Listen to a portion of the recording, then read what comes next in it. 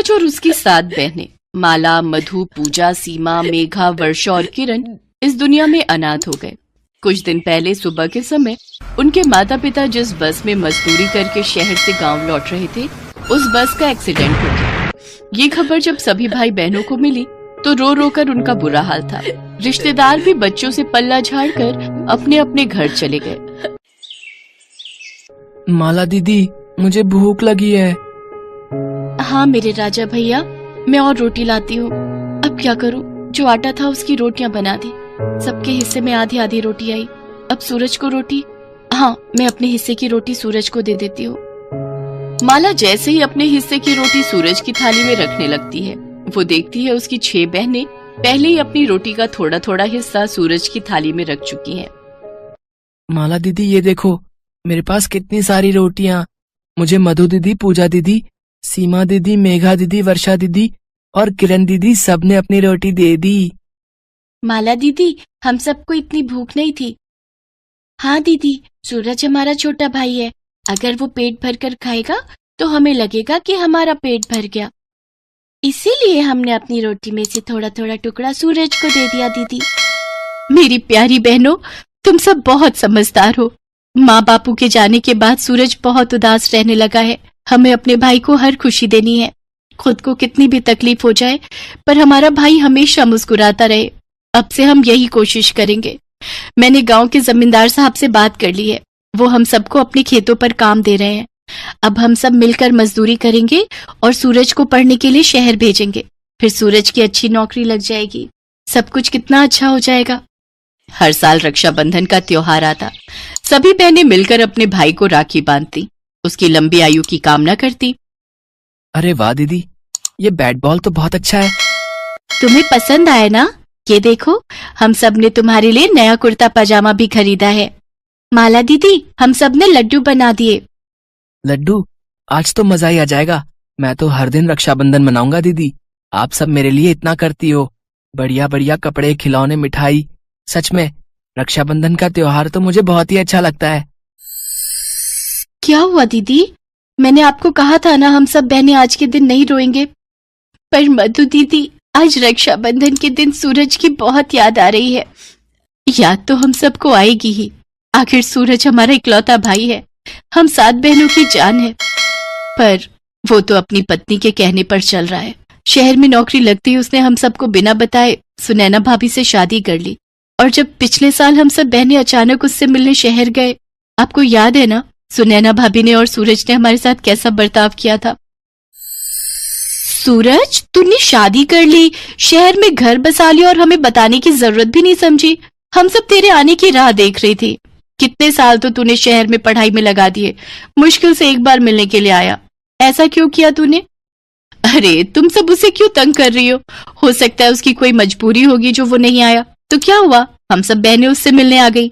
सूरज, मेरे प्यारे भैया, कल रक्षाबंधन है, तो हमने सोचा कि हम इस बार अपने हाथों से तुम्हें राखी बांधे, इसीलिए हम सब बिना बताए आ गए। सुनैना भाभी, ये आपके लिए कुछ उपहार लाए थे। हमने सोचा पहली बार आपसे मिल रहे हैं, आप देखकर बताओ कैसे हैं। मैं इस तरह के कपड़े नहीं पहनती हूँ, ये सब तुम जैसी गांव की गंवार ही पहनती हैं। हम शहर के लोग नहीं पहनते, और मैं अच्छे से जानती हूँ तुम सब जानबूझकर यहाँ आई हो। तुम्हें पता है तुम ये 2-2 रुपए की राखी बांधकर अपने भाई से अच्छे खासे पैसे और महंगा सामान वसूल कर ले जाओगी। मैं सब जानती हूँ तुम जैसी बहनें बहुत चालाक होती हैं। तुम सब जानती हो कि सूरज एक बहुत अच्छी नौकरी कर रहा है और लाखों रुपए कमा रहा है, और हमने ये नया फ्लैट भी खरीदा है। कहीं ना कहीं तुम सबके मन में यही चल रहा होगा कि जितना पैसा तुमने सूरज पर लगाया है वो वसूलने का समय आ गया है। क्यों, मैं ठीक कह रही हूँ ना? भाभी, आप ज्यादा बोल रहे हो, हम सब ने ऐसा कभी नहीं सोचा। सूरज हमारा छोटा भाई है और हमें जान से प्यारा है। किरण, चुप हो जाओ, भाभी के आगे मत बोलो, वो ओहदे में तुमसे बड़ी है। माला दीदी, एक बार आने से पहले बता तो देती, हमारे भी कुछ पर्सनल काम होते हैं। आप सबके सब आ गई हो अचानक से। हमें सुनैना के घर जाना था, वहां रक्षाबंधन की पार्टी है। अब मैं आपके साथ बैठकर यहाँ टाइम तो खराब नहीं कर सकता ना। एक काम करो, आप सब ये राखी रख दो, मैं अपने आप बांध लूंगा। सुनैना, इन सबको चाय पानी दे दो, मेरे कुछ दोस्त आ रहे हैं, मैं उनसे मिलने होटल जा रहा हूँ। सूरज, राखी और ये लड्डू। सूरज, तुम लोगों ने चाय पानी पीना है या जल्दी से बताओ, क्योंकि मेरा भी ब्यूटी पार्लर का अपॉइंटमेंट है, मुझे वहां जाना है। मेरी मॉम के घर रक्षाबंधन की बहुत बड़ी पार्टी है, कल मुझे अपने भाई के घर राखी बांधने जाना है, उसके लिए मुझे तैयार होना है। नहीं नहीं भाभी, हम कुछ नहीं लेंगे, हम चलते हैं। सभी बहनें अपने भाई सूरज को याद करके रो पड़ती हैं। तभी जमींदार साहब आ जाते हैं। माला बेटी, ये लो मेरे मोबाइल पर शहर से सूरज की पत्नी सुनैना का फोन आया है। बात ही कुछ ऐसी थी कि मैं खुद ही चला आया, नहीं तो तुम्हें बुला लेता। लगता है सूरज किसी तकलीफ में है। सुनैना बहू घबराई हुई है। क्या हमारा भाई तकलीफ में है? जमींदार साहब, एक बार फोन मिलाकर बात करवा दो, मेरा तो मन घबरा रहा है। हेलो माला दीदी, हेलो। सुनैना फोन पर रोने लगती है। सूरज का एक्सीडेंट हो गया था जिसमें उसके कई चोटें आई थी। सूरज को खून की जरूरत थी जो उसकी बहनें ही उसे दे सकती थी, और अस्पताल में सूरज की हालत देखकर सारी बहनें फूट फूट कर रोने लगी। सूरज को बचा लो माला दीदी, उनकी हालत मुझसे देखी नहीं जा रही। घबराओ नहीं सुनैना भाभी, हमारे भाई को कुछ नहीं होगा, कुछ नहीं होगा, हम अपने भाई को कुछ नहीं होने देंगे।